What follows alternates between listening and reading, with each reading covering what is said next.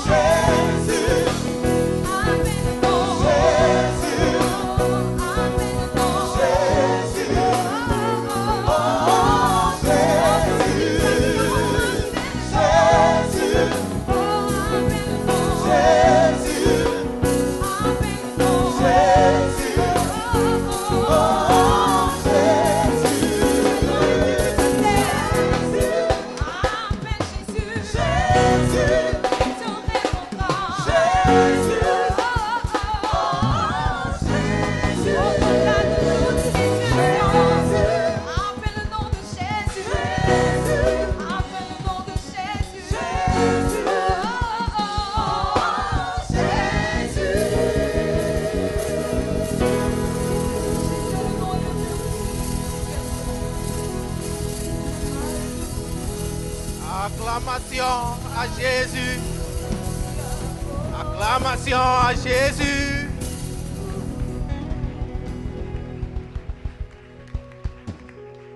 Alléluia. Bien-aimé, tu vas dire, regarder ton voisin, tu vas lui dire, voisin, tu n'as pas bien acclamé. Laisse-moi te dire comment est-ce qu'il faut acclamer. Non, attends. Tu es trop pressé. Tu n'as pas encore fini de parler à ton voisin. Faut dire voisin. Laisse-moi te dire comment est-ce qu'il faut acclamer. D'abord, commence par te tenir debout. Ensuite, mets un light sourire sur ton visage. Illumine ton visage davantage. Et commence à battre des mains, voisins. Bien plus fort que moi. Et pousse des cris. Pousse des cris de joie. Pousse-les encore. Encore et encore. Ce n'est pas encore fini.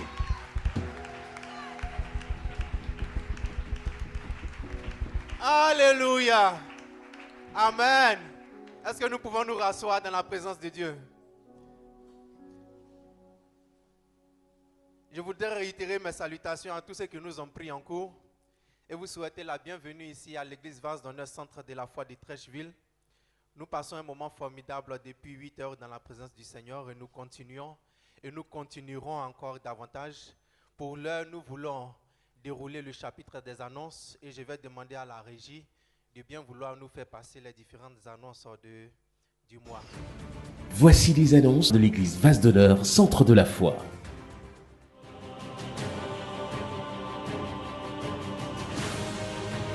Debout pour la cause de l'évangile, refusant d'abdiquer devant le verdict des intempéries.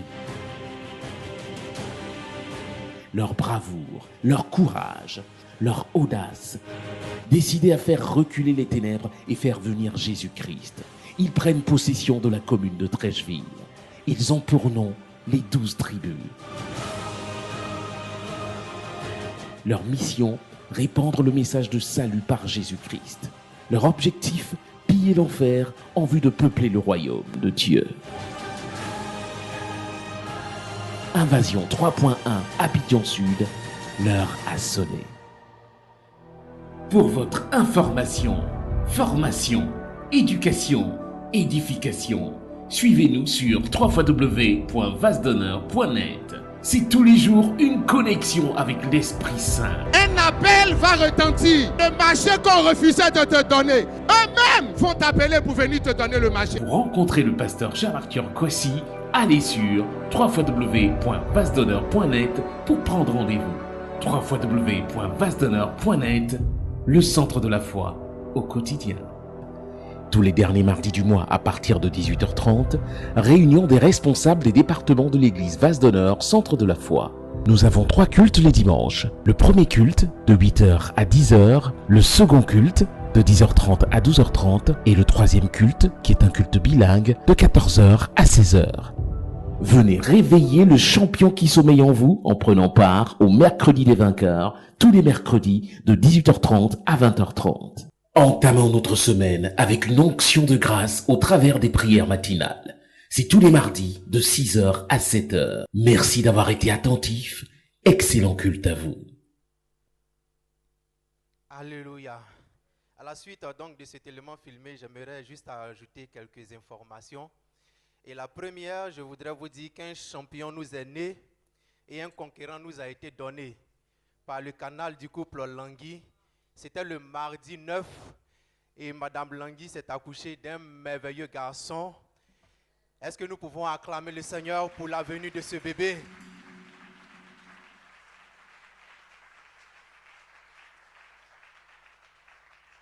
Nous bénissons le Seigneur. C'est une grâce que Dieu fait à cette famille par le canal de cette famille pour nous donner cet enfant. Alléluia.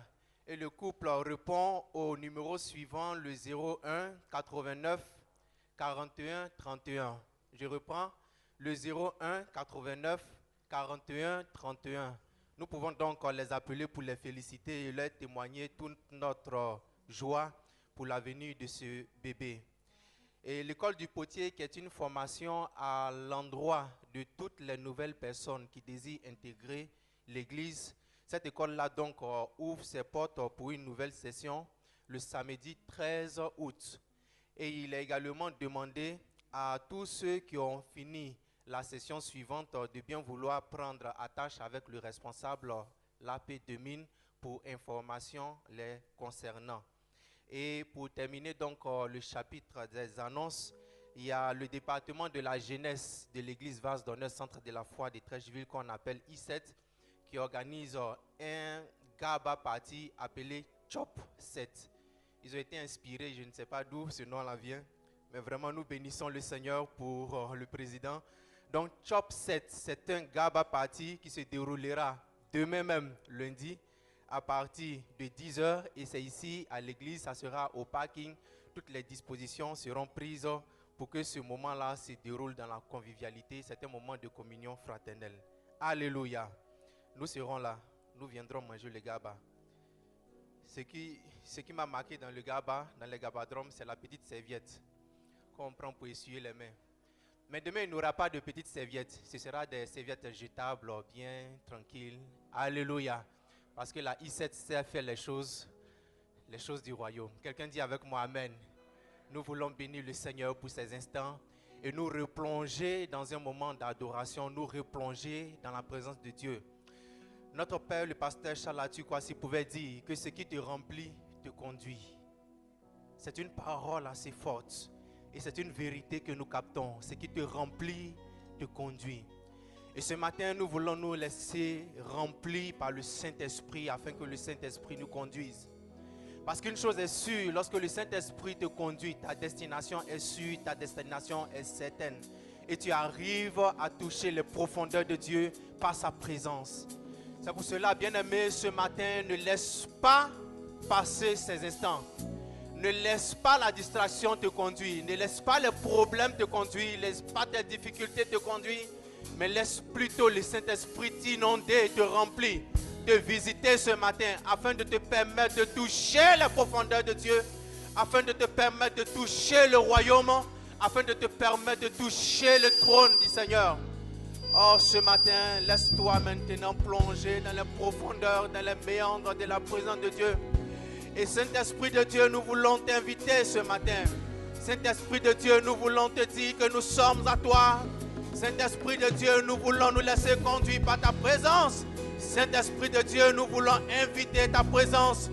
Remplis ce lieu, environne ce lieu, remplis les cœurs, environne les cœurs, remplis les vies. Que ce lieu soit électrisé par ta présence, Saint-Esprit de Dieu. Que ce lieu soit environné de ta présence, Saint-Esprit de Dieu. Que ce lieu soit rempli de ta présence. Et viens nous conduire dans ce moment d'adoration, Saint-Esprit.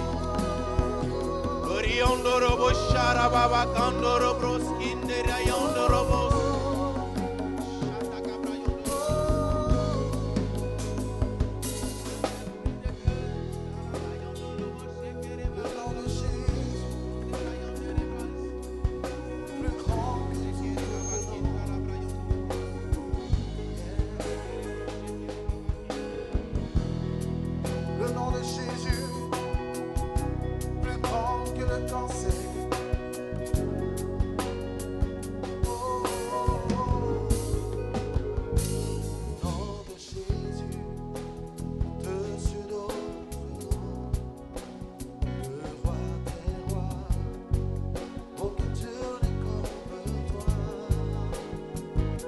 Le nom de Jésus, au-dessus d'autres noms.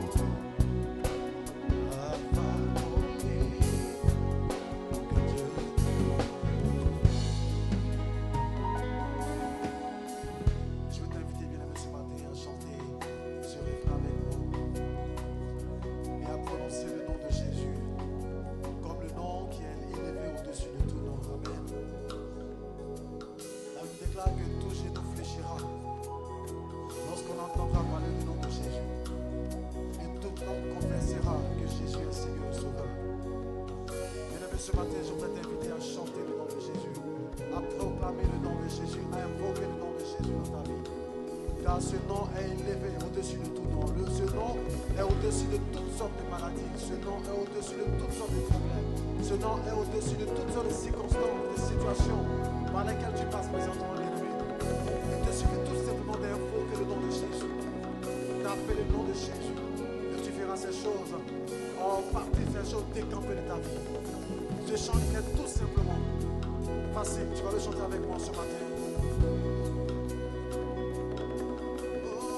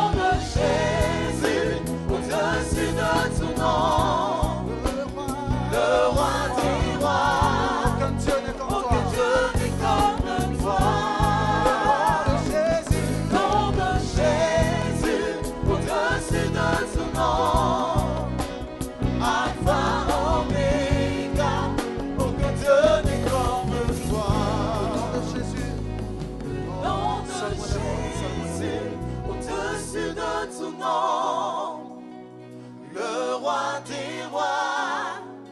Aucun Dieu n'est comme toi. Le nom de Jésus. Le nom de Au-dessus Jésus. de tout nom. Au-dessus de tout nom. Il est l'alpha et l'oméga, le premier. Alpha, Oméga. Aucun Dieu. Aucun Dieu n'est comme toi. Je t'entends chanter avec moi le nom de Jésus. Le nom de Jésus, au-dessus de tout nom, le roi des rois, aucun Dieu n'est comme toi. Le nom de Jésus. Le nom de Jésus, au-dessus de tout nom, Alpha, Oméga. Alpha, Oméga, aucun Dieu n'est comme toi. Le nom de Jésus, dis-le avec moi, le nom de Jésus. Le nom de Jésus, au-dessus de tout nom, le roi des rois, aucun Dieu n'est comme toi. Acclame le nom de Jésus, le Nom nom de de Jésus, Jésus, le nom de au-dessus Jésus. de tout nom, Tu es Alpha, Oméga. Alpha, Aucun Oméga, Dieu n'est comme aucun Dieu toi. n'est comme Yeah, le toi. nom de Jésus. Jésus, Au-dessus de toi. tout nom, Tu es le roi des rois. le roi des Aucun rois. Dieu. Aucun Dieu n'est comme toi. Le nom de Jésus, le nom de Jésus. Jésus, au-dessus de tout nom. Tu es l'alpha et l'oméga. Alpha, Aucun Dieu. aucun Dieu n'est comme Voici, dis-le, le nom de Jésus.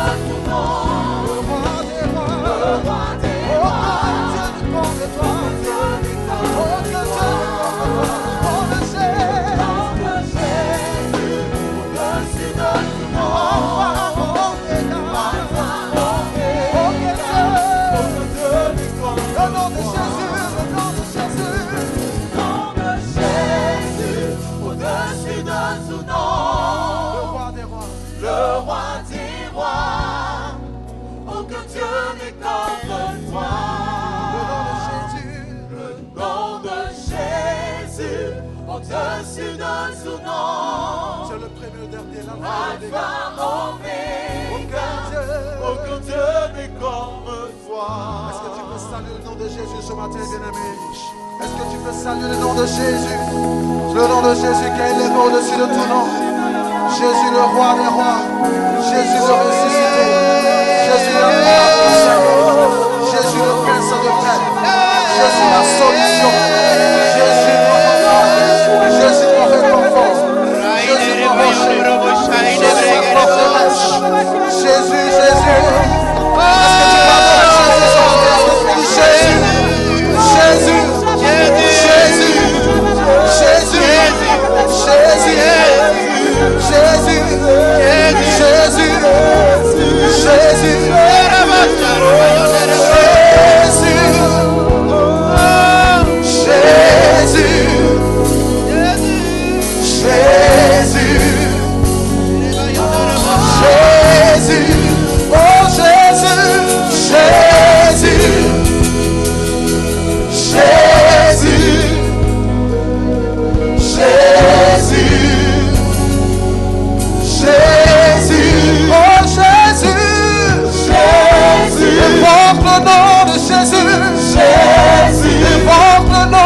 Jésus.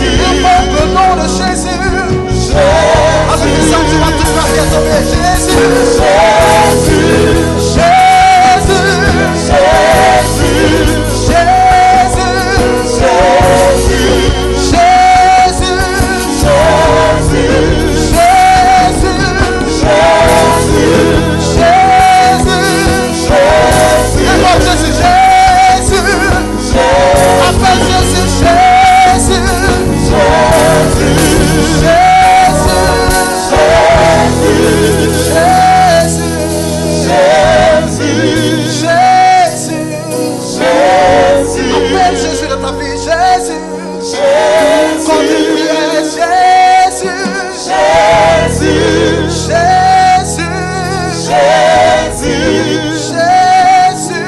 Jésus. Jésus. Jésus.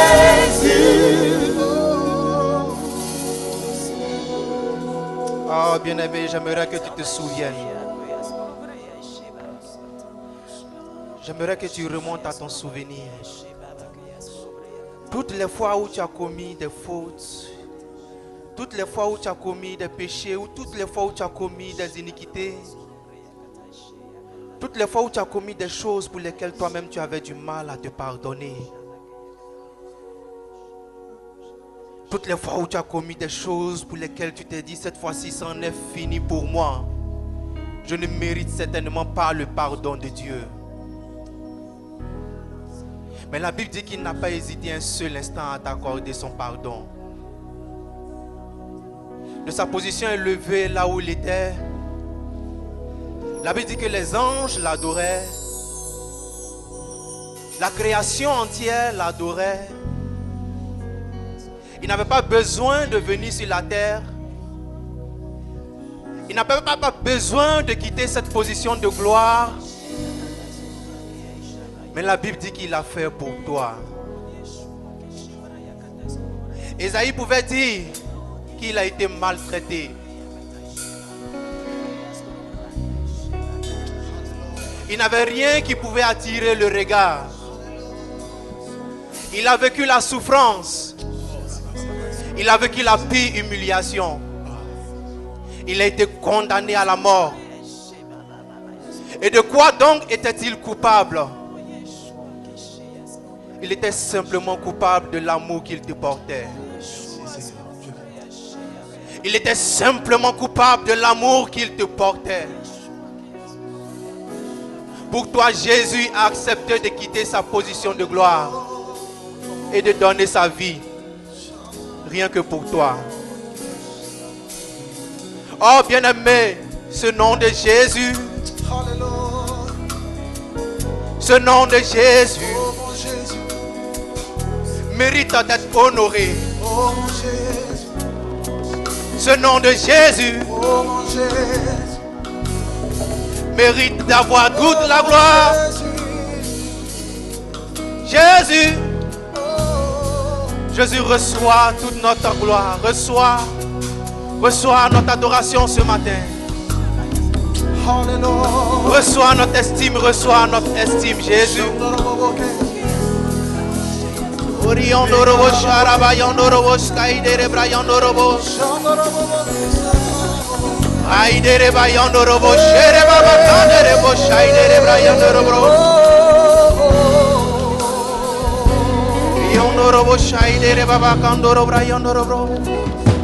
Tu t'es abaissé pour l'humanité.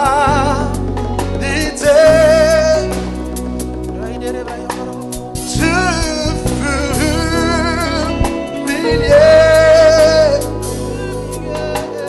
et abandonné.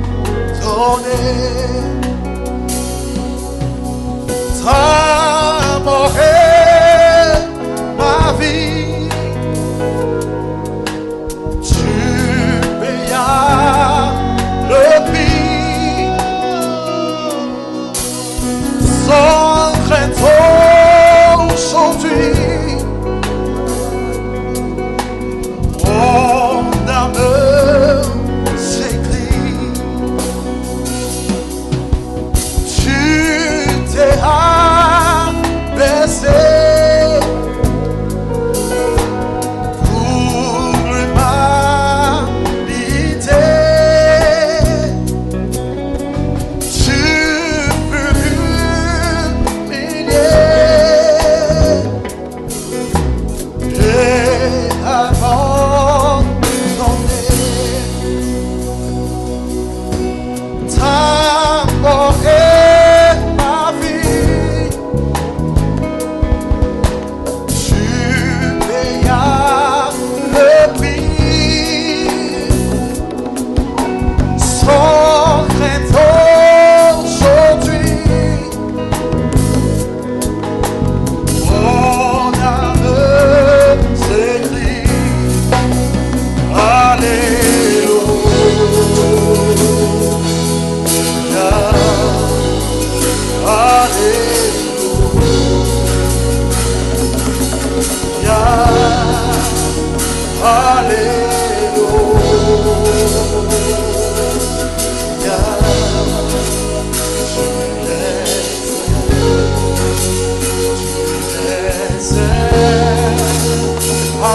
Alléluia,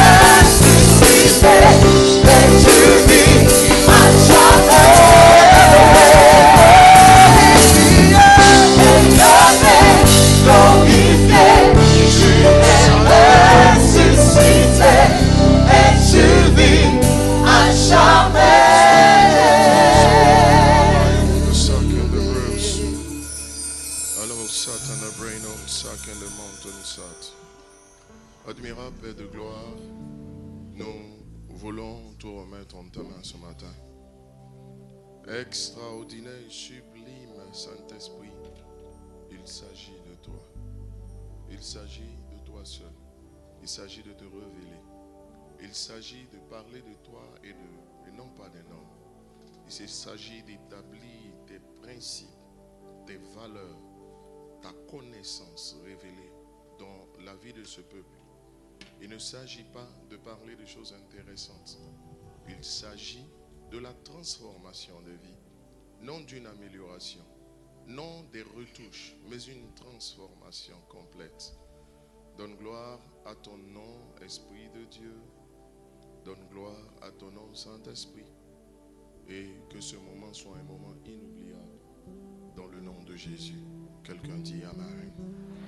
On peut acclamer le Seigneur ce soir.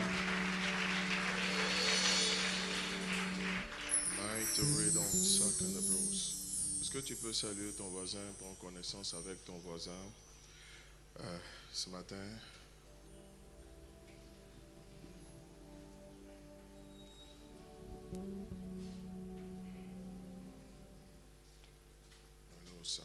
Restez sur place, s'il vous plaît. Restez sur place. peut avoir besoin de vous, vous êtes fatigué. Mais il aurait fallu qu'on vous mette au second culte. Ça vous aurait troisième culte. Il faut faire les retouches. Vous êtes fatigué, vous avez fait la veillée et tout cela. Soyez fortifiés, il y a des moments comme ça. Hier soir, je disais que quand vous avez fini de servir, il est important de ressentir un sentiment. Vous sentiez complètement vide. C'est la preuve que vous avez tout donné.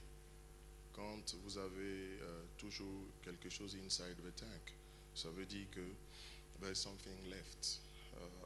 It must not be like that. Quelqu'un dit Amen. Alors ce matin, nous allons passer un extraordinaire moment dans la présence de Dieu. En fait, je vous informe que le message que je donne, c'est un chapitre de l'un de mes multiples livres qui vont sortir. Peut-être à partir de l'année prochaine, on sortira peut-être 2 à 3 livres par année, n'est-ce pas? Mais déjà, je pense que l'année prochaine, au minimum, on en sortira 2. Au minimum, on en sortira 2. Et puis Dieu fait grâce, Dieu se glorifie. C'est un chapitre, c'est un chapitre. Un chapitre, donc une partie d'un chapitre du prochain livre. Chacun étant appelé avec un message. Celui que Dieu m'a donné, c'est le message de la vie abondante. Donc, comprenez? Et puis, le moyen par excellence pour accéder à cette vie abondante qui est la foi, n'est-ce pas? Mais je vais aller de quelque chose de très important. On va parler de quelque chose de très important. J'aimerais encore une fois que tous ensemble, on élève la voix vers le Seigneur et que nous bénissions le Seigneur. Que tu dises, Seigneur, que je saisisse pleinement ce message. Saisisse pleinement ce message.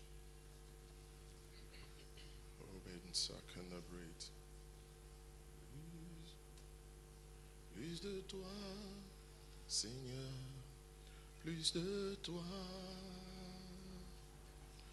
plus de ta ressemblance, plus de toi, plus de discernement de ta voix, de ta volonté. Seigneur, plus de toi, plus de discernement, plus de discernement de ta voix, de ta volonté.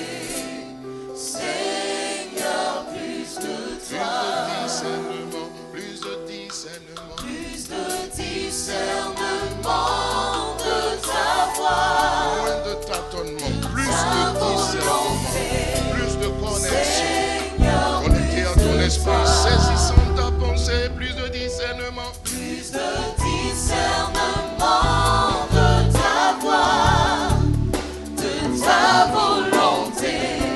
Seigneur, plus de toi, plus de discernement, plus de discernement de ta voix, de ta volonté. Seigneur, plus de toi, plus de discernement de ta voix, de ta volonté. Seigneur, plus de toi, plus de discernement de ta voix, de ta volonté. Seigneur, plus de discernement, plus de discernement de ta voix, de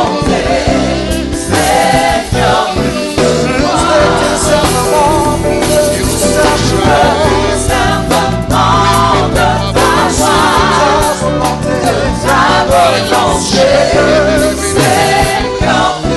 discernement, plus de discernement de ta voix, de ta volonté. Seigneur, plus de toi, plus de discernement de ta voix, de ta volonté. Seigneur, plus de toi, et encore plus de discernement, plus de discernement de ta voix, de ta volonté. Seigneur, plus de toi. Amen. Alors le thème de mon message ce matin, c'est vive le présent. Alléluia. You can go. Vive le présent. Vive le présent. Vive Non, c'est pas vivre. Vive, vive, vive, vive le roi, vive, vive. Alléluia. Quelqu'un dit Amen, c'est ce qui est écrit. Quelqu'un dit Amen. Dis à ton voisin, vive le présent. Dis-le plus fort, vive le présent. Vive le présent. Ah, dis-le fort, parle à ton voisin, dis quelque chose à ton voisin. Oh, alléluia. My goodness. Dis-le plus fort, vive le présent. Moi-même ce matin, j'ai envie d'adorer seulement. Puis bah, si tu me, if you do something, I will go straight away. Vive le présent. Vive le présent. Alléluia. Alors, nous allons lire quelques passages. Les passages que nous allons lire ne seront pas nombreux, mais ce sont des passages que nous allons exploiter à fond, avec toutes les implications qui sont associées à cela. Je me dis que quelqu'un aurait tout de suite pu dire, pourquoi est-ce que nous disons vive le présent comme vive le roi, alors qu'il est question de posséder l'avenir. Mais laissez-moi vous dire simplement que l'avenir n'est que la conséquence de ce que tu fais aujourd'hui. Je rappelle, ce que l'avenir n'est que la conséquence de ce que tu fais aujourd'hui. C'est pourquoi on possède l'avenir dans le présent. On ne possède pas l'avenir dans l'avenir, on possède l'avenir dans le présent. Listen to me very carefully. Ce que tu es aujourd'hui est le résultat de ce que tu as fait hier.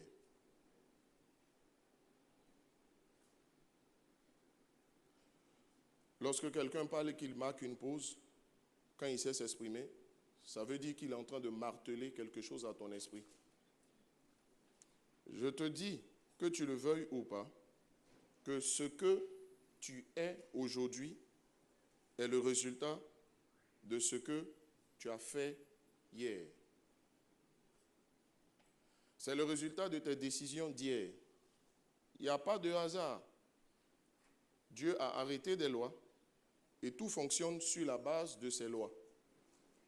Beaucoup rêvent de l'avenir, mais ils ignorent que l'avenir se possède dans le présent. L'avenir se possède aujourd'hui. Et que l'avenir ne sera rien d'autre que le reflet de ce que tu fais aujourd'hui. Si l'avenir est le reflet de ce que tu fais aujourd'hui, il est bon que tu saches que si tu continues de faire ce que tu as l'habitude de faire, tu obtiendras les résultats que tu as l'habitude d'obtenir. Si tu fais ce que tu as l'habitude de faire, tu obtiendras des résultats que tu as l'habitude d'obtenir. It means, ça veut simplement dire que lorsque tu as envie d'obtenir des résultats différents, que faut-il faire? Il faut commencer à faire des choses différentes, premièrement, et il faut apprendre à faire différemment certaines choses que tu fais présentement. Il n'est pas possible, le temps ne me permettra pas à ce culte de tout dire, il n'est pas possible de voler avec les aigles si tu passes ton temps à picorer ça et là avec les poules.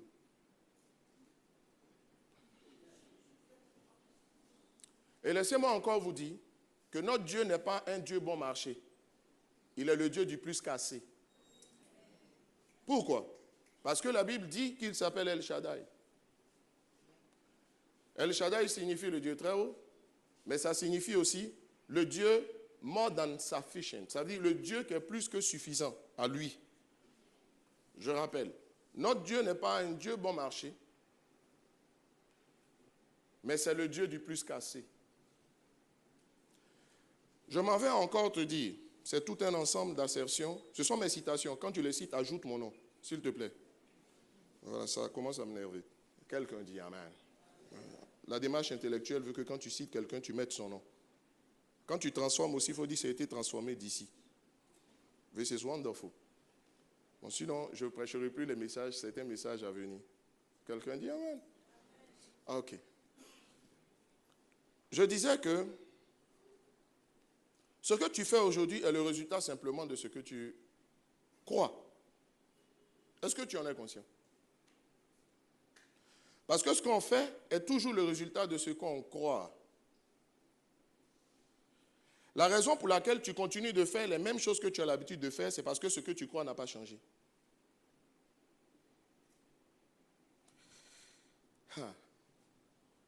Ou bien, c'est parce que si tu n'es pas capable de faire différemment les choses que tu fais aujourd'hui, il y a certaines choses qu'on ne peut pas s'empêcher de faire.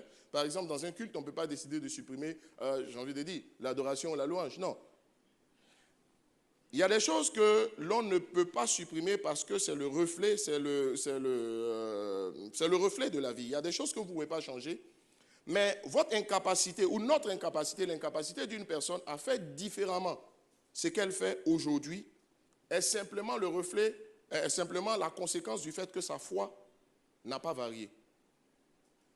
La dimension de sa foi n'a pas évolué. Elle ne croit pas Dieu pour plus. Écoutez-moi, il y a beaucoup de versets que j'ai N fois cités ici, N appartenant à grand N, étoile, quelqu'un dit Amen. Il y a beaucoup de versets que j'ai cités ici, que je vais reprendre avec une autre explication. Qu'est-ce que la Bible dit? La Bible dit, il te sera fait selon ta foi. Il te sera fait selon ta foi. Savez-vous que la foi est un élastique? Savez-vous que la foi est un ressort? Lorsque vous le tirez, il s'étend. Mais si vous relâchez, qu'est-ce qu'il fait? Il se relâche. Si vous le tirez, il s'étend. Mais si vous le relâchez, il va se relâcher. Il va se relâcher. Donc ça veut dire que quelqu'un qui a évolué dans une foi très haute peut se retrouver à un moment donné dépassé par les événements. Parce qu'il n'y a pas eu une adaptation. À un moment donné, il y a une inadéquation entre la foi qu'il manifeste aujourd'hui et la foi de demain. Je vais vous enseigner un principe. Alors, très important à savoir quand vous marchez avec Dieu. La Bible dit, le peuple de ceux qui connaissent leur Dieu agira avec fermeté. Le peuple de ceux qui connaissent leur Dieu agira avec fermeté. Dans d'autres versions, il est dit, ils feront des exploits. La base, c'est de connaître Dieu. Lorsqu'on dit connaître Dieu, dans la Bible, vous voyez souvent, il y a l'expression, il dit, tu as fait connaître tes voies. Il faut connaître les voies de Dieu. C'est quoi les voies de Dieu? Comment Dieu fonctionne? Comment Dieu fonctionne? Si vous ne savez pas comment Dieu fonctionne, vous allez avoir certainement des problèmes. Certainement. Il te sera fait, dit la Bible, selon ta foi. Qu'est-ce que ça veut dire? La même Bible dit qu'il y a trois choses qui doivent demeurer, l'amour, la foi et l'espérance. L'amour, la foi et l'espérance. Et dans la définition de la foi, on va vous dire que la foi, c'est la ferme assurance des choses qu'on espère. Ça veut dire qu'il n'y a pas de foi sans espérance. Et pour que ta foi prenne de l'envergure, il faut que ton espérance, n'est-ce pas, puisse monter. Il faut élever le niveau de son espérance pour que le niveau de sa foi puisse changer. What does it mean? Ça signifie simplement que le niveau de tes attentes, écoute-moi, ta vie est limitée par le niveau de tes attentes. Ta vie est limitée par le niveau de tes attentes. C'est pourquoi la Bible va dire, élargis l'espace de ta tente. Voici ta tente ici. C'est ta mentalité. Ce sont tes attentes. Il dit élargis. Ce n'est pas Dieu qui élargit, c'est toi qui élargis. Élargis l'espace de ta tente.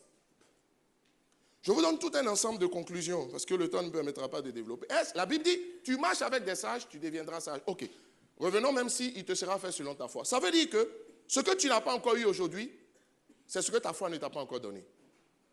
C'est parce que Dieu ne t'a pas encore donné. Arrêtez avec cet évangile qui n'est pas l'évangile de Dieu. Ce que tu n'as pas encore reçu, c'est ce que ta foi ne t'a pas encore donné.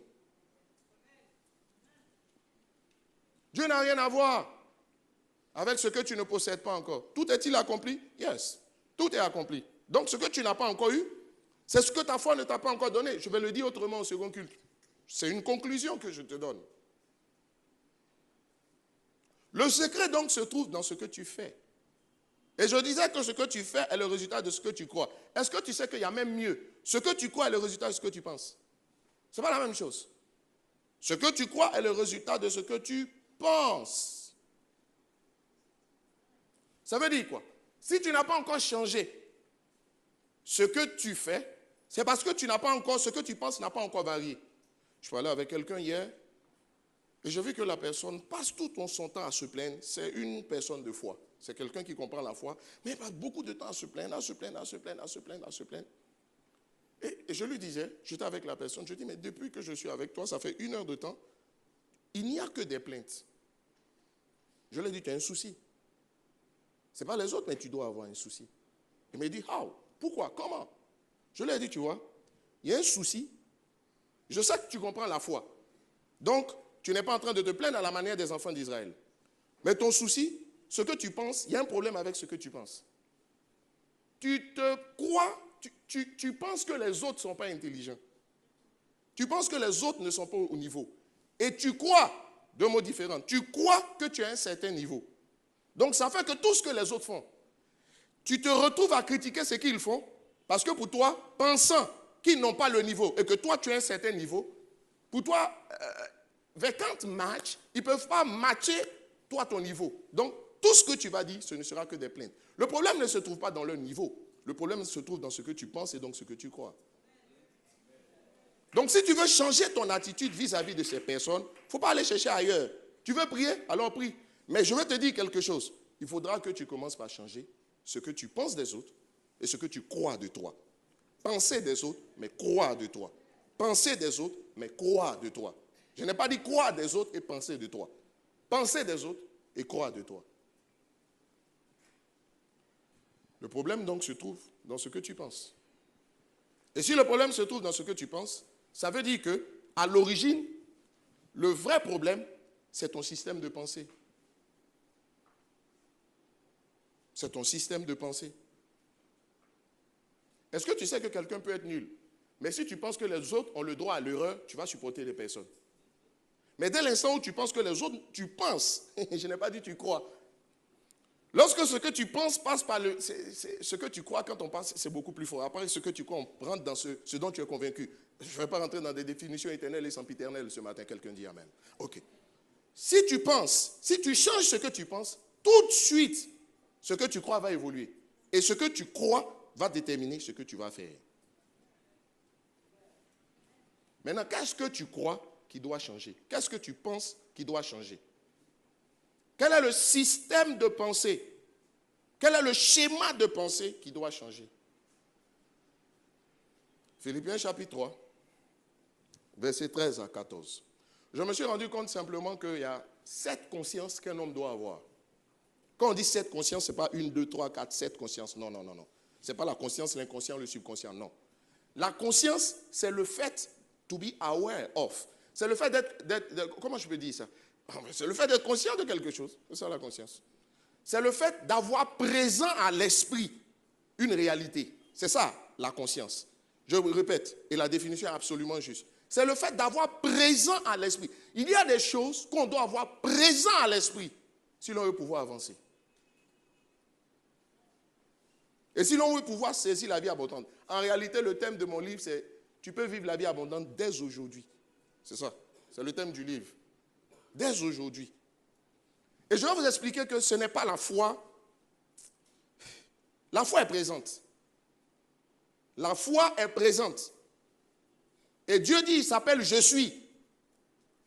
Je suis absolument contre l'évangile qui emmène les gens à accepter leur situation. Juste ça. On n'évolue pas en acceptant juste sa situation. C'est bon, ça vous évite de dévier. Mais sachez une chose, on n'a jamais gagné un match en passant son temps à se défendre. Bon, quelqu'un va dire oui, on fait un système tabouret, mais tu sais quoi, il va te falloir marquer un but.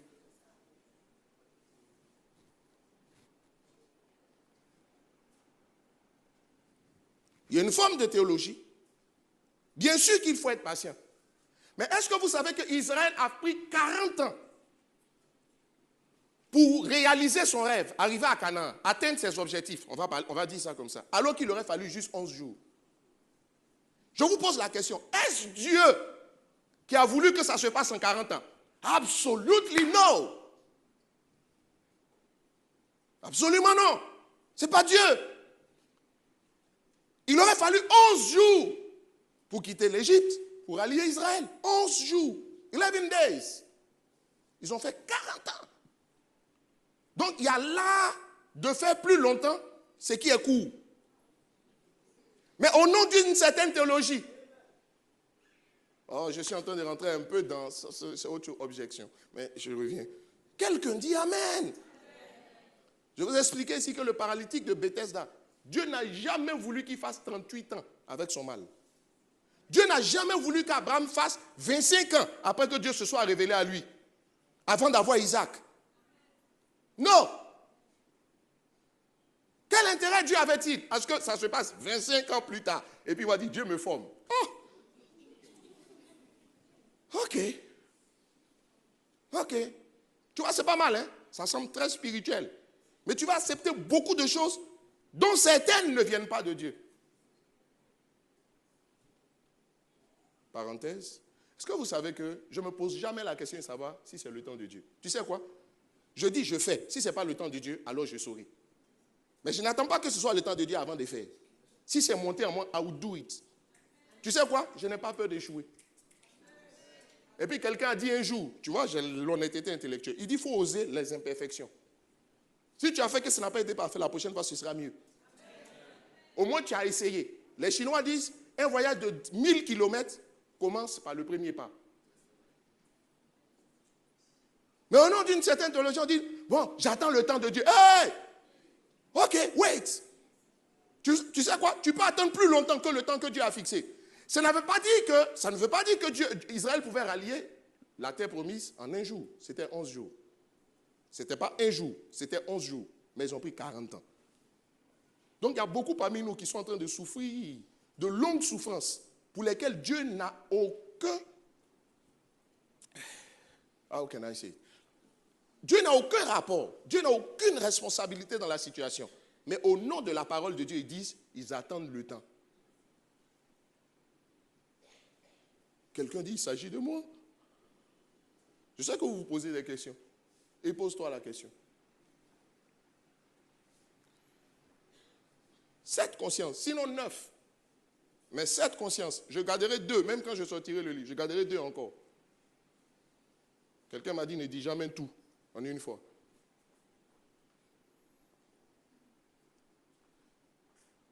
Philippiens chapitre 3, allons-y, verset 14. On peut lire ensemble, 1, 2, go. Lisons ensemble.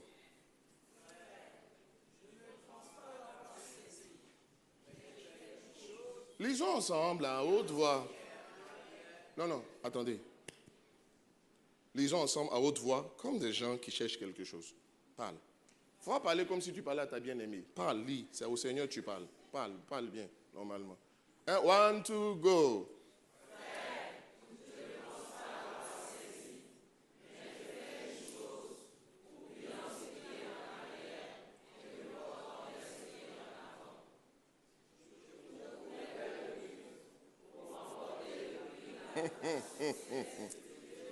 Oh, I love it. Ramène-moi mon verset 13. On va souligner des mots. Il dit, frère, je ne pense pas l'avoir saisi. Donc, il a un but. Je ne pense pas l'avoir saisi. I love it. Regardez l'attitude de cœur. Et je vous expliquerai pourquoi. Il dit, je ne pense pas l'avoir saisi. Pourtant, au moment où l'apôtre Paul parlait, il avait accompli beaucoup. Je ne pense pas l'avoir saisi. Mais je fais une chose. Qu'est-ce qu'il fait? Et cette chose-là, tout le monde doit pouvoir la faire. Oubliant, soulignez-moi oubliant, oubliant ce qui est en arrière, oubliant ce qui est en arrière. En réalité, le thème de mon message, j'ai failli l'appeler oraison funèbre. Ou bien le passé est mort. Le passé est mort. Dis à ton voisin, le passé est mort. On s'en fout de ce qui s'est passé. Et quand je dis on s'en fout aussi de tes victoires. Le passé est passé dans tes déceptions. Le passé est passé dans tes frustrations. Le passé est passé dans les liens héréditaires. Oh. Ce n'est pas quelque chose qui s'est passé plusieurs années avec tes vieux grands-parents, et puis jusqu'au présent, tu dis, le passé est passé, ça aussi. You don't know. Le passé est passé dans tes accomplissements. Tu as écrit 15 livres, on s'en fout. Et le 16e. What are you doing? Tu as ouvert une seule boutique, tu as quelques millions, tu es là, tu te joues les dangereux. Tu n'as même pas 1 milliard.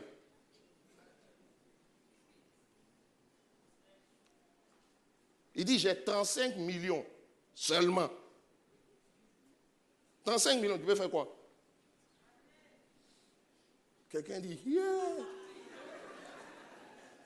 35 millions, it's not money. Si tu construis une maison avec 35 millions, c'est une maison bizarre. You deserve.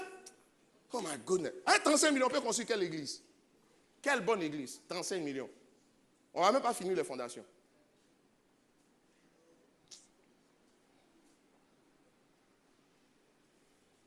Le passé est passé. Dans tes douleurs. Le passé est passé dans tes échecs. Le passé est passé dans les trahisons.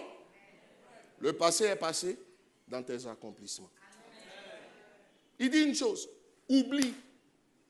Dis à quelqu'un, oublie.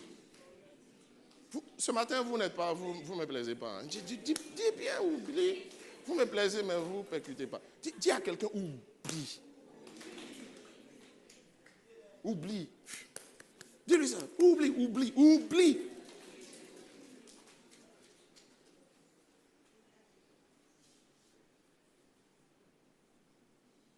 Tu as fait quoi même? Écoute.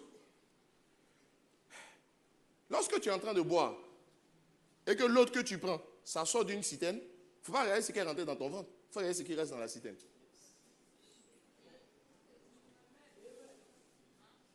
Mais le problème, c'est qu'il y a plus. C'est son ventre qui ne peut pas contenir. Sinon, il y a plus. Sinon, il y a plus.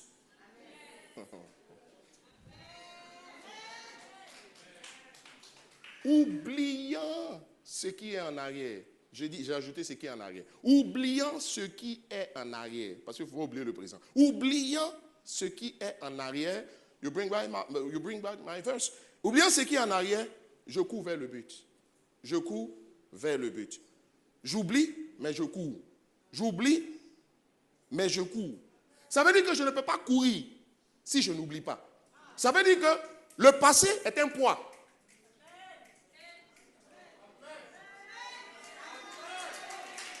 Le passé est un poids. Oh, Lâche-toi, lâche les chevaux ce matin. Dis à ton voisin, lâche les chevaux.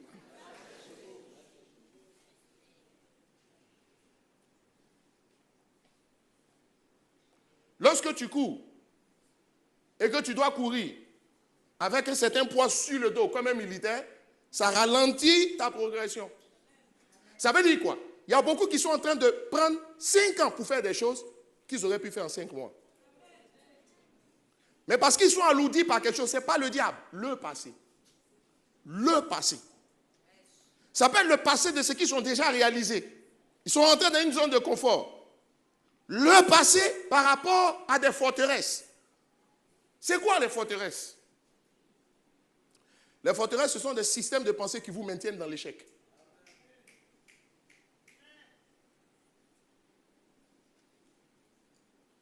Écoutez-moi. Il y a beaucoup de choses que tu peux faire plus vite, que tu es en train de faire plus lentement, parce que tu es alourdi par quelque chose. La conscience, ce n'est pas le passé lui-même, mais la conscience du passé. Le fait d'avoir présent à l'esprit certaines choses du passé. Je vous expliquerai, je ne sais pas, je ne pourrai pas, au second que j'expliquerai pourquoi Dieu dit, il dit au lieu de la honte, je te donnerai un double honneur. Je vais t'expliquer comment ça marche. Dieu accumule tes frustrations.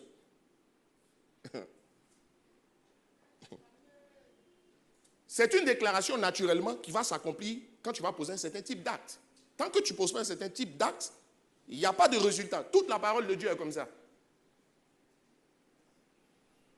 Quelqu'un a-t-il édifié ce matin? Est-ce que tu es édifié ce matin? Si tu es édifié, dis un amen plus fort que pour ton voisin.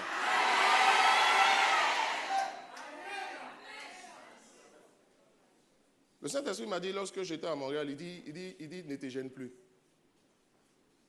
Il dit, ne te gêne plus. J'ai dit, mais moi, je ne me gênais pas avant. Il dit, ne te gêne plus. Et c'est alors que j'ai compris une question. Je vais poser une question à Papa Talingano. Dans sa réponse, je n'avais pas compris sa réponse. On était en aparté. Mais j'ai compris.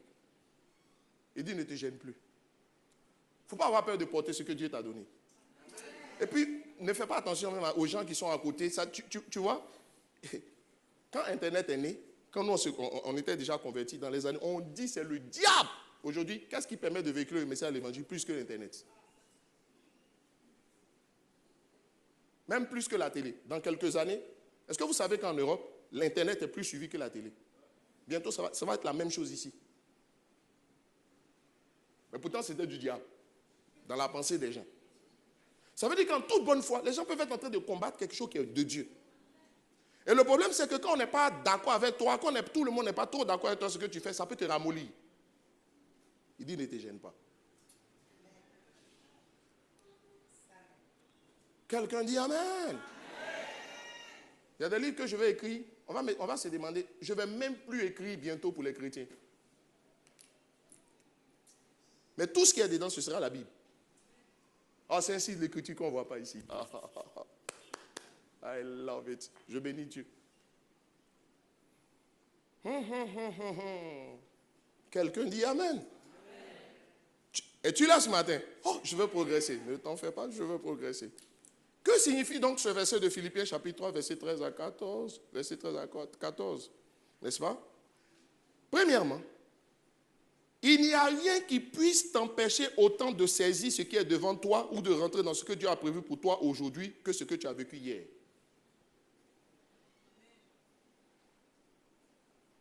Plus que Satan. Plus que tous les démons. Il n'y a rien. C'est ce que signifie ce verset. Il n'y a rien. Il n'y a rien. Paul dit, si nous n'oublions pas ce qui est en arrière, donc ce qui est en arrière, ça s'appelle le passé. Il dit, si nous n'oublions pas le passé, il faut être sûr d'une chose, on ne rentrera pas dans l'avenir. Je répète ce que j'ai dit. Il n'y a rien qui puisse t'empêcher autant de saisir ce qui est devant toi ou de rentrer dans ce que Dieu a prévu pour toi aujourd'hui que ce que tu as vécu hier ou dans le passé. Première chose. Les amis, ce verset-là aussi est en train de nous dire que Dieu n'a pas fait le passé pour que le passé définisse notre avenir. Mais si tu ne fais pas attention, ton passé va définir ton avenir. Ah, dis Amen. Et si je concluais en même temps?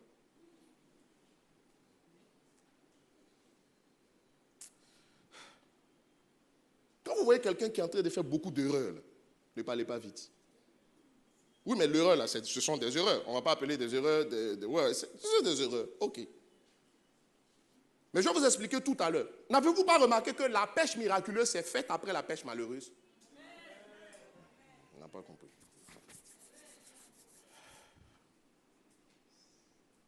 Beaucoup n'ont pas compris que la pêche miraculeuse, elle est survenue juste après la pêche malheureuse.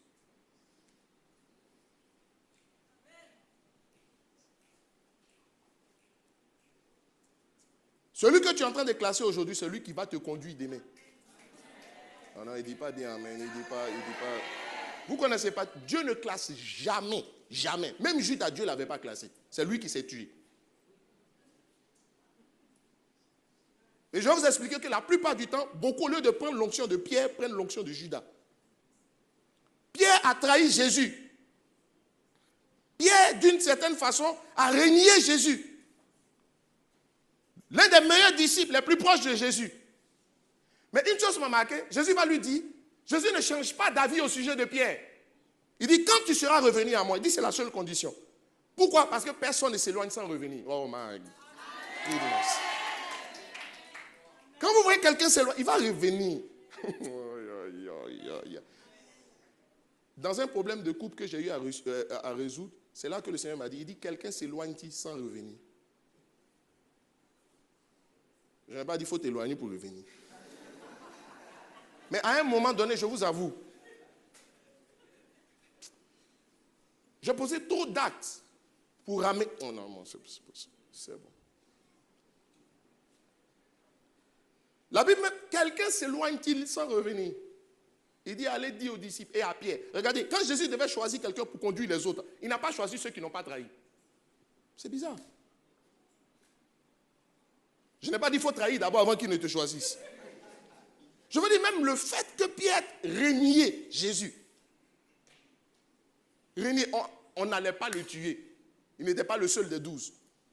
On dit, est-ce que tu le connais? Vous savez, les hommes, quand quelqu'un connaît des échecs, ou bien pose des actes non recommandables, la plupart des hommes se désolidarisent de la personne. C'est ce que Pierre aussi a fait. Il dit, ah, où on est arrivé là? Il ne faut pas qu'on dise, je suis comme lui. On dit, tu étais l'un des chiens. Il dit, non, que j'ai failli. C'est pas moi. C'est que moi, je marchais comme ça. On dit, ah, et puis quelqu'un dit, amen. On m'expliquait qu'en France, il y a un prêtre. Les gens sont rentrés, les terroristes sont rentrés. On dit, Rémi, faut dire, un. Il dit jamais. Il l'a égorgé, mais il a dit jamais. I know, certains ici vont dire, après, je vais me repentir. Je ne vais pas dire de faire la même chose. Mais où je m'en vais? Je m'en vais simplement te dire une chose.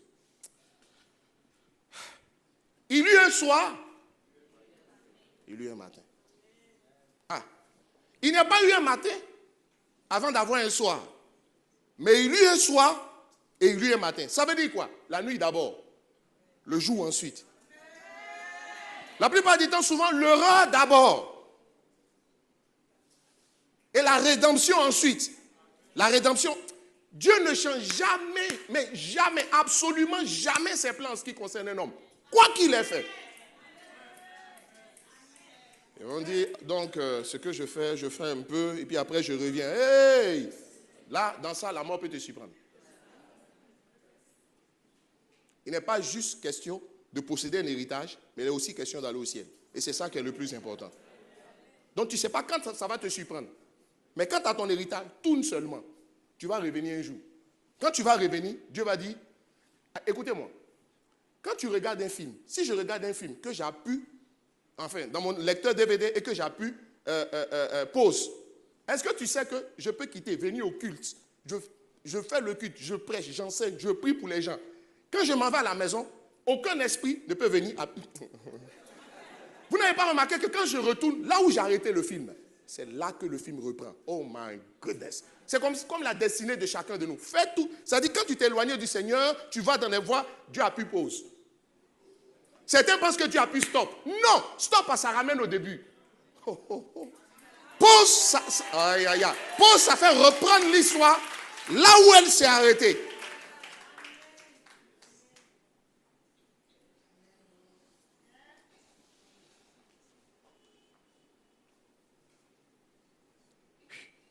Le Saint-Esprit m'a dit, je vais t'enseigner la grâce.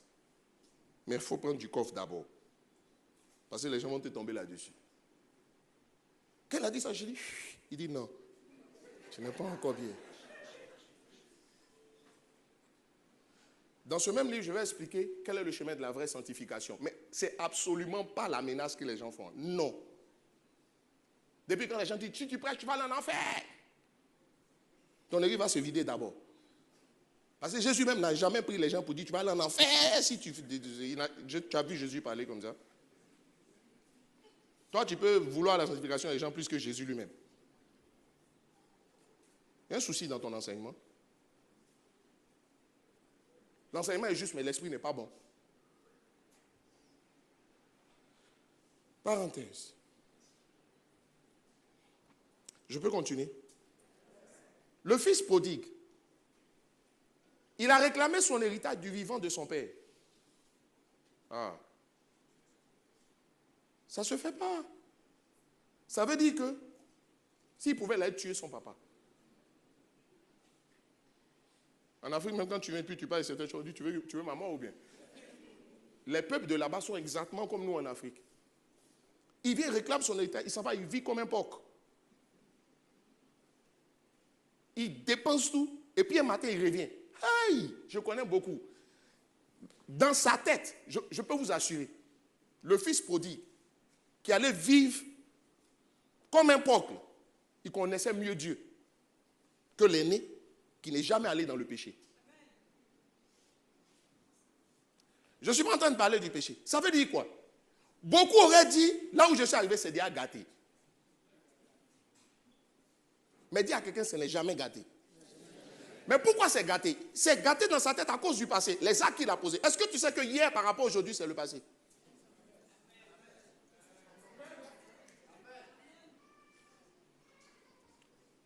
c'était fini. Il y a beaucoup qui auraient dit, où je suis arrivé là, c'est mieux que je reste là-bas.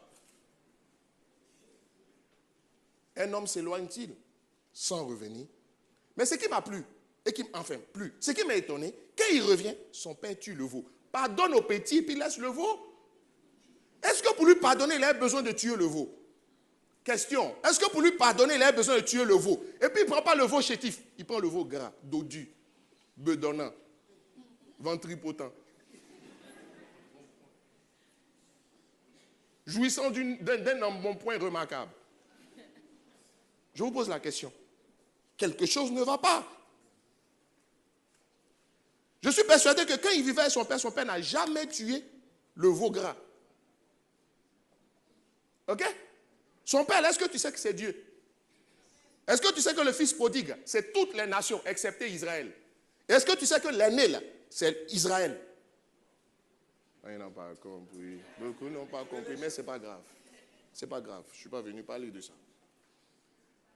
Pendant le temps où il était là, où il n'avait jamais rien fait comme erreur, son père n'a pas tué le veau gras. Son père ne lui a pas donné le vêtement. En Israël, lorsqu'on met le vêtement sur quelqu'un, ça veut dire que c'était un acte de recommandation.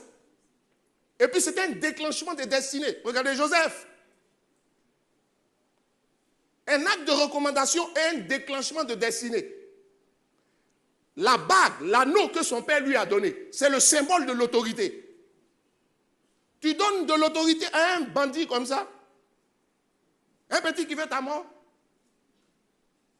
Le Seigneur dit, vous ne me connaissez pas. Vous n'avez pas compris un fait important. Est-ce que tu sais que tout Genèse chapitre 1 nous enseigne une chose? À chaque jour nouveau, Dieu fait une chose nouvelle. Beaucoup n'ont pas compris. Beaucoup n'ont pas compris. Tu sais le problème, tu n'as pas compris ce que je viens de dire. À chaque jour nouveau, Dieu fait une chose nouvelle. Regardez, premier jour, il a fait une chose différente. Deuxième jour, il a fait une chose différente. Troisième jour, il a fait une chose différente. À chaque jour nouveau, Dieu fait une chose nouvelle. Écoute-moi, n'oublie jamais ça dans ta vie. Ça va t'aider à être délivré de ton passé. Ça va t'aider à enterrer le passé. Mais enterrer très fort. Ne mets pas le passé 3,5 mètres sous la terre. Mets le passé 15 mètres, 20 mètres, à 10 000 pieds sous la terre. Va enterrer le passé là où tu ne peux pas aller le reprendre. À chaque jour, à chaque jour nouveau, Dieu fait une chose nouvelle. Si aujourd'hui est un jour nouveau, sois sûr d'une chose, Dieu fera une chose nouvelle. Mais le souci, c'est que la main de Dieu est limitée par ce que tu penses.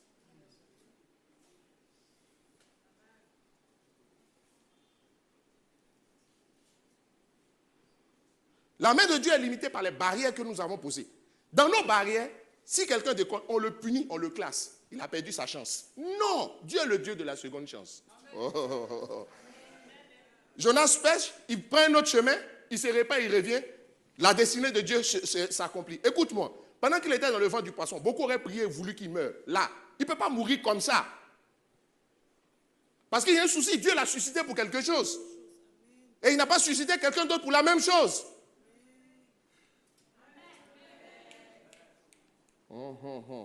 Dis à quelqu'un, demande-moi une question. Aujourd'hui est-il un jour nouveau? Réponds. Donc, dis-lui, donc Dieu va faire une chose nouvelle.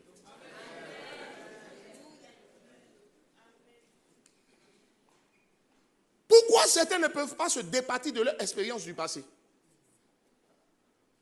Mais parce qu'ils n'ont pas compris qu'à chaque jour nouveau, Dieu fait une chose nouvelle.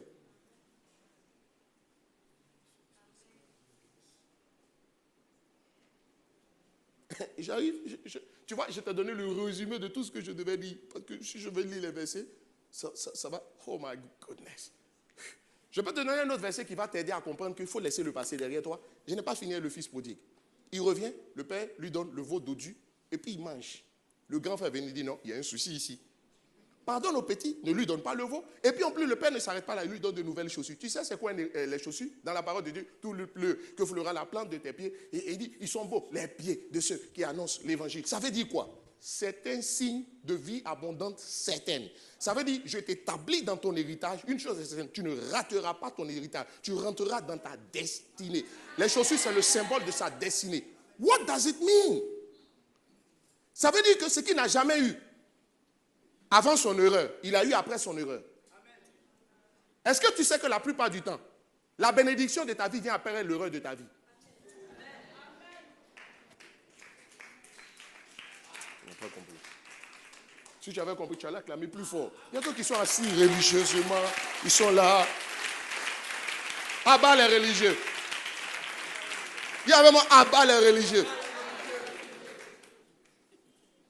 La plupart du temps, la bénédiction de ta vie vient tout juste après l'erreur de ta vie.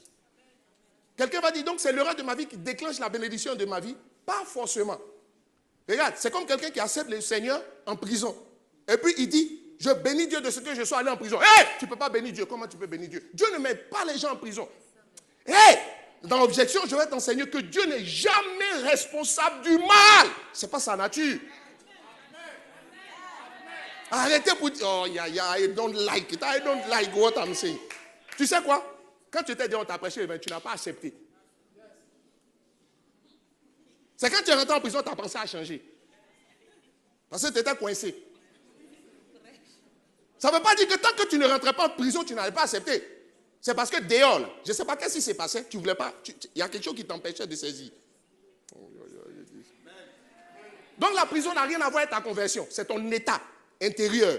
C'est ton système de pensée qui a changé.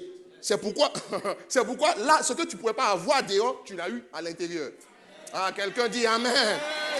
Quelqu'un dit Amen. Est-ce que tu sais que ton erreur déclenche quelque chose en toi? Parce que toute erreur est suivie d'une conséquence. Ça ne veut pas dire que sans l'erreur, tu ne vas pas profiter du bruit. Mais ce qu'il faut, what it takes for you, pour avoir la pensée de Dieu, pour avoir la bonne croyance, tu l'as capté après ton erreur. Ça ne veut pas dire qu'avant ton erreur, tu ne pouvais pas la saisir. Je te pose une question. Pourquoi? Est-ce que vous savez que... Pourquoi Isaac, qui est le fils de la promesse, est né après Ismaël?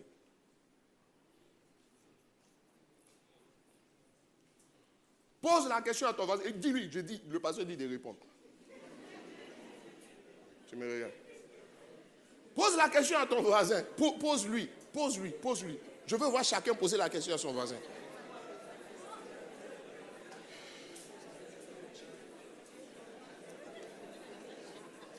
Maman, posez-lui la question, s'il vous plaît.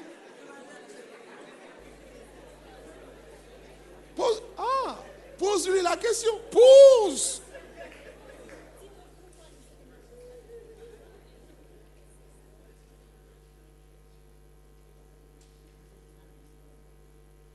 Je t'ai prêché le tiers du message. Mais de manière... Je sais que le temps a avancé.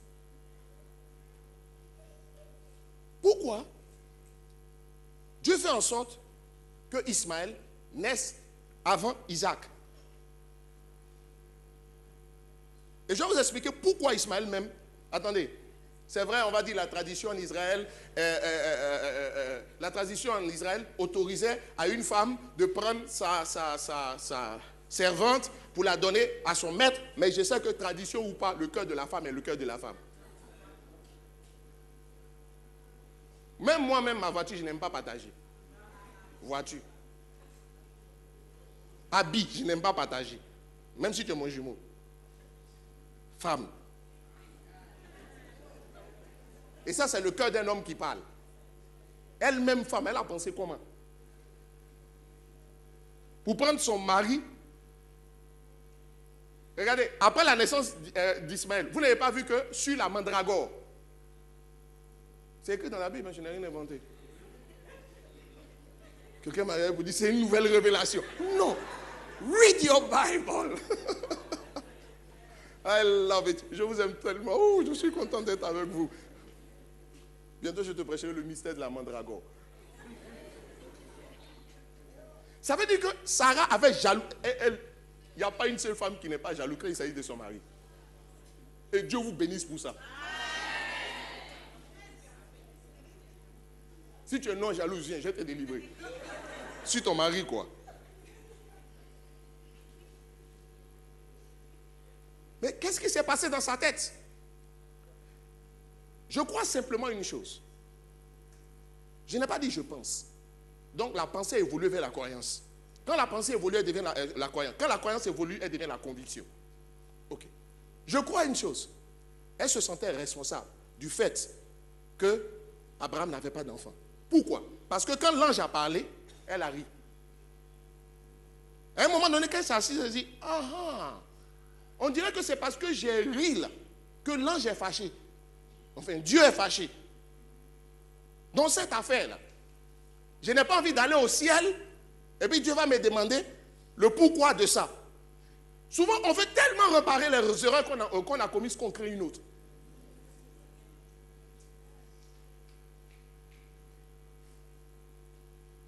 Ok. Isaac naît. Je crois que quand l'ange lui a dit à Abraham, du moins a dit à Abraham qu'elle allait avoir un enfant, elle savait qu'Abraham allait avoir un enfant, elle savait que ce n'est pas l'homme qui porte l'enfant. Elle était trop consciente de ce que j'appelle son passé. Le passé, c'est quoi? Ce que tu as toujours vécu. Est-ce que vous savez que l'échec entraîne l'échec? Dis Amen. Même si tu ne comprends pas, dis Amen d'abord, parce que je vais expliquer. Un constat, la plupart des enfants nés dans des foyers séparés ont tendance à vivre des problèmes dans leur couple. Oui. Si tu ne veux pas ouvrir les yeux, ouvre les yeux. Un sondage a démontré que la plupart de ceux qui sont en prison, aux États-Unis en tout cas, un de leurs parents ou quelqu'un dans leur famille proche a fait la prison. Quelqu'un va dire, c'est les liens de... Quittez là. Excusez-moi, c'est pas comme ça. On va dire dans leur famille, il y a lien de prison.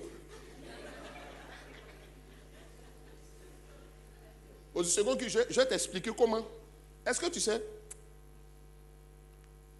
Il y a une chose qui m'a impressionné. Va à Singapour, tu vas voir.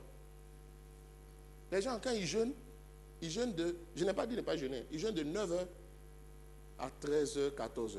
À chaque heure, ils ont droit à des biscuits. Jeûne, hein? Je vois quelqu'un qui dit, hé, au moins biscuit, puis jus. Il dit, on va faire ce jeûne à Abidjan ici. Au moins, il va manger biscuit, puis il va boire jus. Mais le niveau, les plus grandes églises, les églises de 50 000 places, personne. Il y en a tellement là-bas. Il y a au moins 3 ou 4. Je dis, mais d'où est-il la puissance spirituelle? Un bon chrétien évangélique d'avant, il va dire, oh, peut-être que comme c'est l'Asie, il doit avoir un peu de syncrétisme, de mélange du bon avec du faux. C'est comme quand il y a de vrais miracles, les chrétiens d'avant disent, quand ils regardent, disent, non, ça là, il y a fétiche dedans. Ok? J'ai compris que tu peux être délivré de tous les liens possibles par la puissance de ta pensée. Et donc de tes croyances.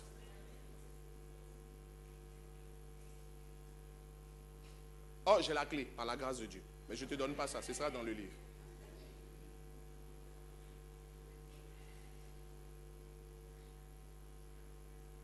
Ce que Sarah se dit que c'est mon ventre qui va porter l'enfant là. Je ne connais pas mon ventre. Je vous pose la question. Est-ce que vous savez que les 11 jours qu'Israël devait faire, ils ont fait près de 39 ans, et puis calcule la différence, autour à Kadesh ou Kadesh Barnea. Ils ont tourné en rond pendant 39 ans, et puis moins 11. Prends 4 ans, 40 ans moins 11 jours. Et puis calcule. Ils ont passé tout ce temps-là, les 39 ans, c'est autour à Kadesh Barnea, dans le même endroit. La terre promise était à 2 pas. Pourquoi ils ne rentraient pas? Je vais vous expliquer. Ils ont tellement été habitués à échouer. Ils ont tellement été habitués à être dominés. Ils ont tellement été habitués à être écrasés qu'ils n'arrivaient pas à se voir dans la peau des vainqueurs. Dans la peau des gens libres. Des gens sont tellement habitués à échouer que pour eux c'est normal. Sarah a attendu pendant combien d'années? Il y avait 25 ans, il me semble, d'âge entre Abraham et puis Sarah. N'est-ce pas? Là-bas, là. Quelqu'un dit Amen. Il faut faire ça. Quelqu'un dit Amen. Et puis je me pose la question. Elle a tellement été habituée à sa stérilité que pour elle, ce n'était pas normal. Pour elle, sa vie, là, c'est la stérilité.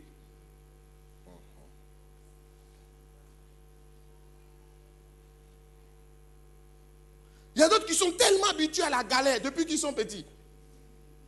Maman t'a exhorté à la galère. Tu sais qu'on n'a pas... Gasparette, tu sais que chez nous, on n'a pas l'argent. Il faut rester tranquillement dans ton coin. Tellement été habitué à ça qu'il n'arrive pas à se voir dans la peau des gens prospères. Mais est-ce que tu sais que Sarah a cru en la parole, mais pas pour elle. C'est pourquoi elle a cherché quelqu'un qui ressemblait à la chose. Est-ce que vous savez qu'il y a beaucoup de choses qu'on croit, mais pas pour nous?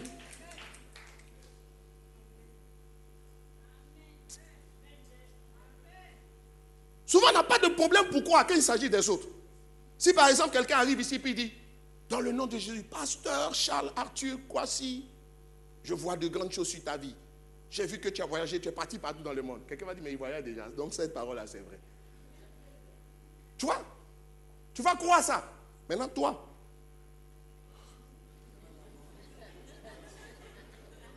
J'ai un ami pasteur qui m'a tellement plu. Il était là, il dit non, Dieu va faire. Je lui ai dit, arrête-moi avec ces choses de Dieu va faire. De quel Dieu tu parles? Tu penses que Dieu travaille comme ça? Dieu, c'est la foi qui fait bouger Dieu. Donc tant qu'il n'y a pas la foi, Dieu ne bouge pas. C'est tout. C'est la foi qui fait qu'il s'élève. Il dit non, il va s'exercer à la fois. Il va prendre l'avion, il va partir à l'intérieur d'abord. Comme maintenant, il y a la ligne intérieure, il va s'entraîner. J'ai dit, tu vois, tu es en train de remettre à des mains ce que Dieu veut faire aujourd'hui. Viens, je vais te montrer comment ça marche. Moi, je ne te dis pas la suite, sinon tu vas savoir. Quelqu'un dit amen. Elle croyait en cette parole, mais quand elle a regardé autour d'elle, elle dit, voici, il y a des gens qui ressemblent à une telle parole. Et puis, elle n'avait pas qu'une seule servante. Abraham était un homme prospère, donc il y avait plusieurs servantes. Mais pourquoi c'est Agar? Et puis Agar était belle. Souvent, quand c'est comme ça, tu as choisi la moins belle, même si la tradition dit, là, tu sais que quand il finit de donner un enfant, il va la jeter. Parce que si elle est trop jolie aussi, quand il va finir de donner un enfant, il va la regarder. Mais oh, la Bible dit Sarah. L'histoire biblique d'arrière-plan nous dit Sarah était d'une excellente beauté. Mais ça veut dire qu'elle a regardé Sarah, Agar, elle dit son ventre ressemble à un ventre qui doit porter un enfant. Elle a cru en la parole pour les autres. Mais quand Agar a mis Ismaël au monde, et comme la chose était proche d'elle, est-ce que vous savez qu'il y a beaucoup de choses que tu n'arrives pas à croire? C'est là que je te dis pourquoi je t'ai cité. Marche avec le sage et tu deviendras sage. Si tu marches avec des gens qui ont réussi, dans peu de temps, tu vas commencer à réussir toi aussi. Pourquoi est-ce que, lorsque Marie devait enfanter, Dieu a voulu que dans le même temps, Élisabeth soit enceinte?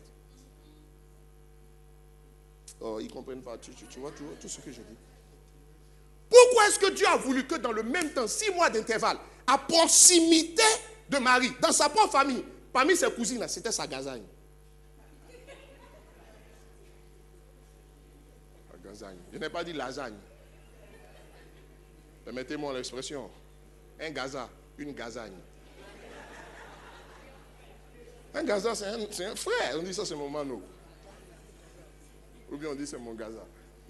C'est mon pote en fait. Donc j'ai mis ça au féminin. Un gaza. La gazagne. Joy Band, prenez ça et puis faites quelque chose pour moi. Quelqu'un dit amen. Non les amis, vous ne comprenez pas. Est-ce que vous savez que dès que quelque chose devient possible dans votre environnement immédiat, ça fait monter votre foi. Et c'est ce principe-là que Dieu voulait enseigner à Marie. Élisabeth tombe enceinte. Le fait est que la grossesse de Marie était bizarre. Elle était extraordinaire, elle n'était pas ordinaire. Mais dès qu'Élisabeth est tombée enceinte aussi, elle a eu la foi de la chef et dit, cette affaire, ça va bouger. Ça va marcher. Effectivement, ça me concerne. Mais il a fallu que Agar accouche pour que Sarah se rende compte que c'est possible aussi pour elle. Ça veut dire que ça aurait pu se faire depuis.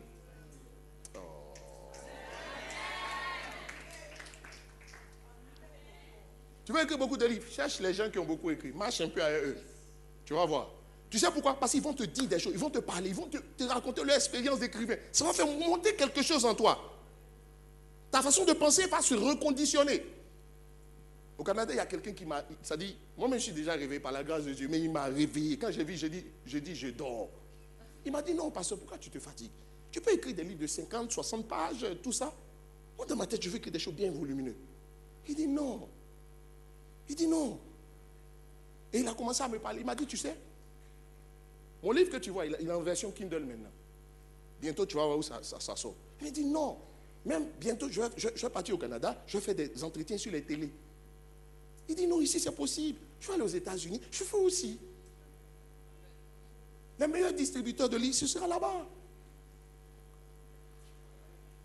Une de mes connaissances, il a fait le commentaire. Enfin, ça s'appelle comment? Là où il y a la concordance biblique francophone la plus vendue. C'est quelqu'un que je connais comme ça. Sur Internet, j'ai dit, ah, lui là c'est mon petit. J'ai dit, si mon petit fait ça, c'est que moi-même, ça dit. Et puis,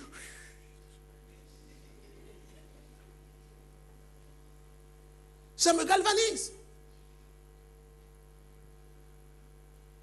Aussi longtemps que Agar n'avait pas enfanté, Sarah n'arrivait pas à capter que cela serait possible pour elle. Parce que son passé lui parlait. Et vous savez, malheureusement, les gens, quand ils ont un problème, ils peuvent chercher ceux qui ont le même problème, là, ils vont se lamenter ensemble. Là, vous comprenez quoi? Ça dit quand vous parlez, vous comprenez. Mais tu sais, toute attitude, si quelque chose, quelqu'un, regarde, c'est pas une attitude, c'est une attitude mauvaise en fait. C'est pas que c'est pas mauvais.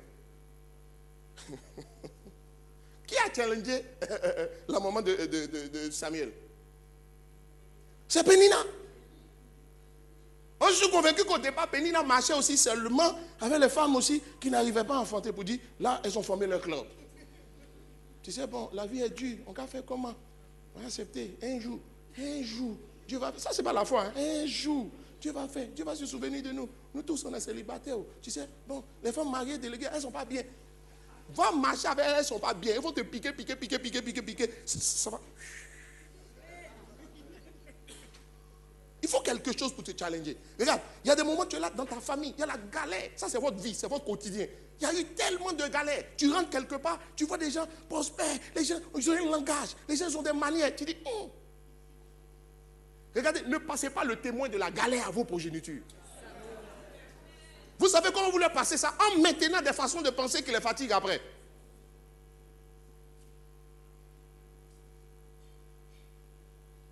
Je vais terminer par dire quelque chose. Qui est béni ce matin dans cette église? Moi, j'aime quand on se moque de moi. Aïe, I love it. Ou bien quand je rencontre des gens qui me prennent de haut. Je dis, ceux-là vont me connaître. Écoute-moi.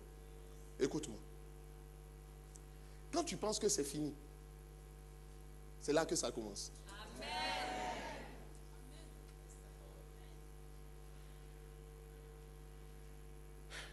La bénédiction de sa vie, du fils prodigue, est venue après l'erreur de sa vie.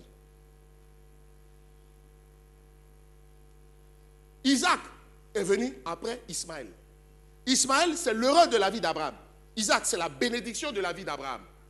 La bénédiction de ta vie vient la plupart du temps juste après l'erreur de ta vie. Écoute-moi. C'est à toi de choisir là où tu t'arrêtes.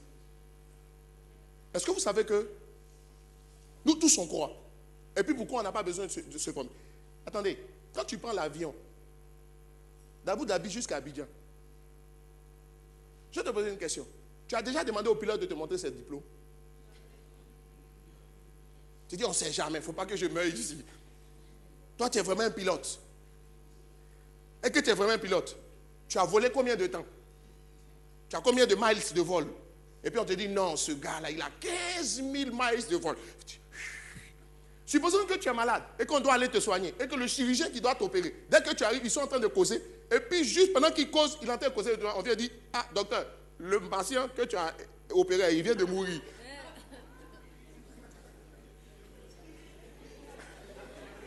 If it's me, I will run from this guy. Et puis il y a quelqu'un qui dit, c'est Dieu qui me parle. Mais aussi longtemps que tu peux ne pas entendre ça. Si tu n'avais pas entendu ça, tu allais te donner tranquillement à l'opération. Mais dès l'instant où tu sais ça là, et que tu sais que l'appel va te tuer.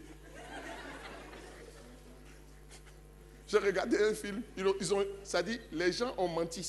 Ils ont menti à quelqu'un qu'ils vont le jeter. C'était des jeunes étudiants aux États-Unis. Ils vont le jeter de 100 mètres du haut, et puis on te jette. Mais tu ne peux pas mourir. Tu vois, et puis il y avait beaucoup d'autres techniques. En réalité, ils l'ont jeté de 5 mètres. Mais comme dans sa tête, c'était 100 mètres, là, avant qu'il ne tombe sur le sol, 5 mètres, il était déjà mort. Crise cardiaque. Les inspecteurs ont fait des recherches jusqu'à... On dit, mais comment on peut jeter l'homme de 100 mètres? Non, c'était de 5 mètres. Mais comme 5 mètres dans ta tête, si toi-même, on te dit, moi, monsieur, on me dit, mais j'ai 5 mètres, je suis relax.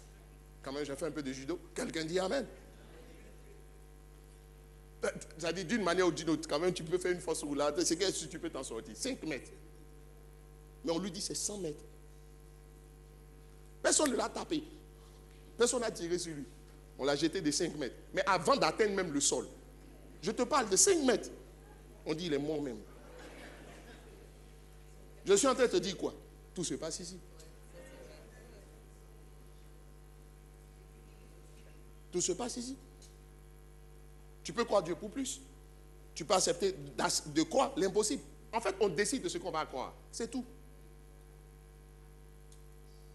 Celui qui est en train d'enseigner ton enfant, tu sais si c'est un pédophile, lui ou non? Le taximètre qui te prend, est-ce que tu sais si c'est un braqueur ou pas? Mais un bon braqueur n'aura pas l'apparence d'un braqueur. Un bon braqueur qui est intelligent. Il ne prend pas une mine patibulaire. Un bon escroc est toujours en col blanc. Il va venir à toi comme un Émirati, bien saoudien, plein aux as. Un bon frère qui veut te tromper, il va être gentil. Il sait que tu aimes voiture. Les belles. Il sait que tu aimes les gens qui ont un miss. À cause de toi, il va aller soulever des poids. Quand il vient dans la poitrine découpant un chocolat.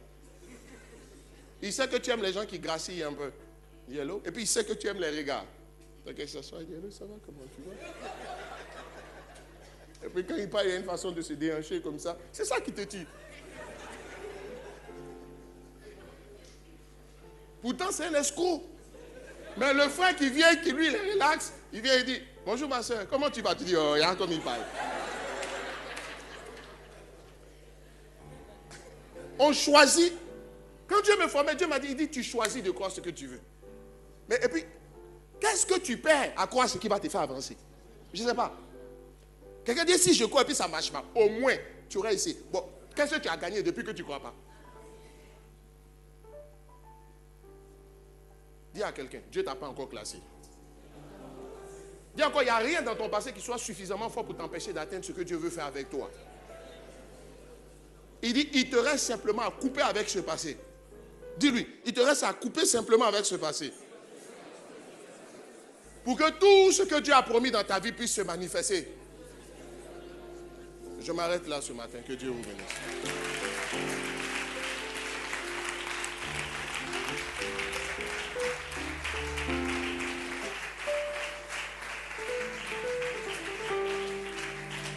Dis avec moi, aujourd'hui est un jour nouveau. Alors Dieu fait des choses nouvelles. Cette saison est une saison nouvelle. Alors Dieu fait des choses nouvelles. Amen. Pendant que le groupe musical se met en place, je vais te donner un dernier verset. Médite ça à la maison. Isaïe chapitre 43, vous allez voir. Isaïe chapitre 43, vous l'avez, verset 18 à 20. Isaïe 43, verset 18 à 20. Ne pensez plus à quoi? Aux événements passés. Et ne considérez plus ce qui est ancien. Verset suivant. Voici, je fais une chose nouvelle. Il ne fera jamais de nouvelles choses si tu es toujours arrêté dans les anciennes choses. It's up to you. Ça dépend de toi. Amen.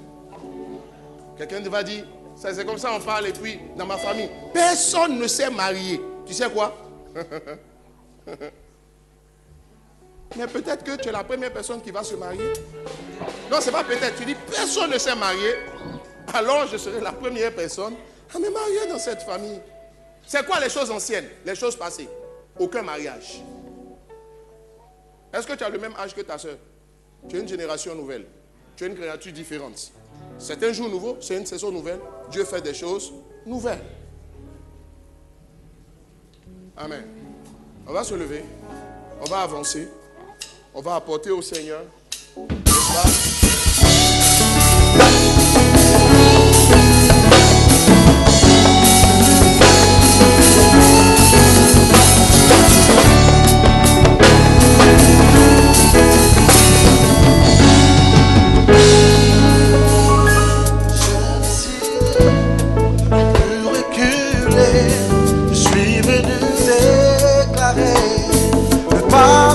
Passé en lui, les choses ont changé. J'ai donné ma vie à Christ, j'ai décidé